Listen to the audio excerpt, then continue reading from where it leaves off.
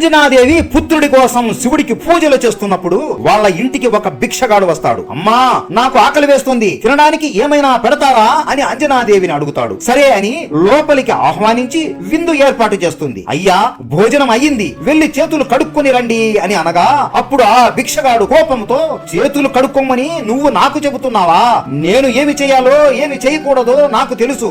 నేను నా జీవితంలో ఇంతవరకు చేతులు కాదు కదా, నోరు కూడా కడగలేదు. ఇప్పుడు కూడా చేతులు కడుక్కోకుండానే ఇలానే తింటాను అని కూర్చుంటాడు. శివుడి కోసం ఏర్పాటు చేసిన సింహాసనం మీద ఆ భిక్షగాడు కూర్చొని ఆహారం వడ్డించు అని గర్వంగా అంటాడు. అతిథిని ఏమీ అనకూడదు అని ఆహారం వడ్డిస్తుంది. అతను ఆ ఆహారం తింటూ నోటిలో నుండి కింద ఊస్తూ, థూ థూ, దీంట్లో ఉప్పు లేదు, కారం లేదు అని సొట్టలు పెడుతూ, నీకు అస్సలు వంట చేయడం వచ్చా రాదా అంటూనే అక్కడ శివుడికి పెట్టిన ఆహారం కూడా తింటాడు. అస్సలు ఏం వంటలు ఇవి అని అంటూనే మొత్తం అంతా తింటూ ఉంటాడు. అంజనాదేవికి కోపం వస్తూ ఉంటుంది, కానీ ఏమీ అనలేకపోతుంది. భోజనం చేశాక లెగసి, నీ చేతి భోజనాన్ని నేను తిన్నాను కాబట్టి ఏదో కొంచెం పుణ్యం నీకు వస్తుందిలే. ఇదే ఆహారం ఆ శివుడు గనక తింటే నీకు పుణ్యం కాదు కదా, ఆయన శాపం నీకు తగులుతుంది అని నవ్వుతూ ఆమెని అవమానిస్తాడు. అది వినగానే ఇక అంజనాదేవి కోపం ఆపుకోలేక నమస్కరించి కోపంతో, మీరు గనుక ఇంకొకసారి నా మహదేవుడి గురించి మాట్లాడితే